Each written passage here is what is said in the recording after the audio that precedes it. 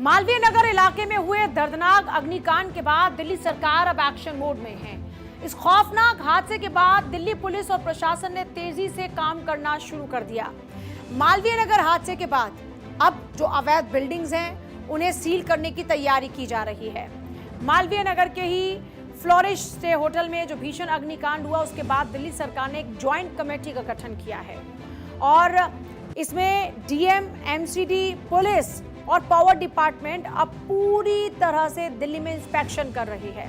आपको यह भी बता दें कि सिर्फ मालवीय नगर में 18 अवैध संपत्तियों को सील करने के लिए चिन्हित किया जा चुका है और इस बीच पुलिस ने फरार चल रहे होटल के मालिक लवकेश बजाज को साकेत इलाके में गिरफ्तार भी किया, कोर्ट में पेश भी कर दिया है। अब तो 4 दिन की रिमांड भी मिल चुकी है।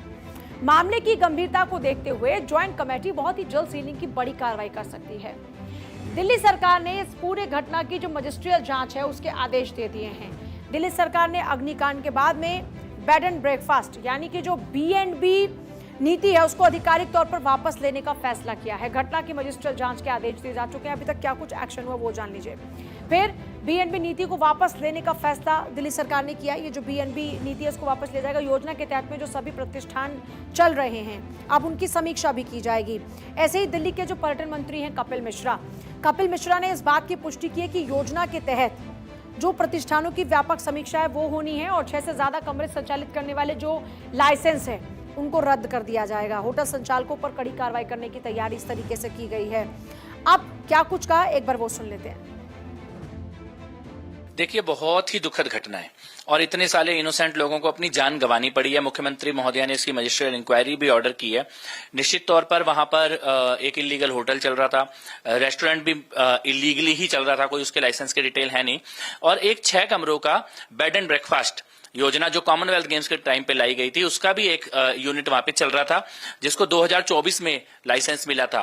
पुरानी जो बेड एंड ब्रेकफास्ट की योजना है इसमें टूरिज्म डिपार्टमेंट इसका लाइसेंस देता है और 3 साल बाद इसका रिन्यू होता है, लेकिन इसके बीच में कोई मॉनिटरिंग का भूमिका नहीं रखी गई थी। हर 15 दिन में इनको लोकल थाने में कितने लोग इनके यहाँ रुके उसकी लिस्ट जमा करानी होती थी। अब हम लोग उसकी जांच कर ही रहे हैं। मजिस्ट्रियल इंक्वायरी में सारी बात सामने आएगी।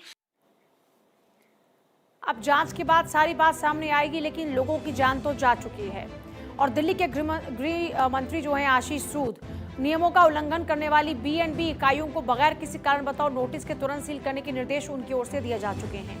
फ्लोरिश स्टे को 3 मई 2024 को लाइसेंस मिला था, जिस बात का जिक्र भी कपिल मिश्रा कर रहे थे। यह लाइसेंस 2027 तक के लिए वैध था। आपको बता दें कि मालवीय नगर स्थित फ्लोरिश स्टे नामक जो B&B होटल है उसको बेड एंड ब्रेकफास्ट योजना के तहत में 6 कमरे चलाने का ही लाइसेंस दिया गया था, लेकिन मालिक अवैध रूप से यहाँ पर कितने कमरे चला रहा था? 25। इमारत पूरी तरीके से बंद थी और इमरजेंसी एग्जिट या फिर वेंटिलेशन की भी कोई उचित व्यवस्था नहीं थी। दरअसल दिल्ली में बेड एंड ब्रेकफास्ट स्कीम इसका शुभारंभ 2007 में शीला दीक्षित के कार्यकाल में हुआ था। मकसद क्या था? यात्रियों को घर जैसी सुविधाएं प्रदान करना। दिल्ली में बेड एंड ब्रेकफास्ट स्कीम के तहत में अब तक 432 संपत्तियां हैं, उनके 2200 से ज्यादा कमरे रजिस्टर्ड हैं और रजिस्ट्रेशन के लिए जो आवेदकों का जो चयन है वो कौन करता है? वो सरकार करती है। रजिस्टर्ड कराने की प्रक्रिया भी बहुत इजी है, मतलब ऐसा नहीं कि कोई बहुत हार्ड एंड फास्ट रूल है। यहाँ पर इजी प्रोसेस है और ये महज 30 दिनों के अंदर पूरी होती है, जबकि पहले इसकी जो एक समय सीमा हुआ करती थी वो 90 दिनों की थी। मतलब पहले 90 दिनों में रजिस्ट्रेशन की प्रक्रिया पूरी हुआ करती थी। स्कीम में 36 शर्तें होती हैं, जिनमें से एक ये है कि मकान मालिक को भी उसी घर में रहना होगा। किसी भी व्यक्ति को अधिकतम 6 कमरे किराए पर देने की अनुमति है।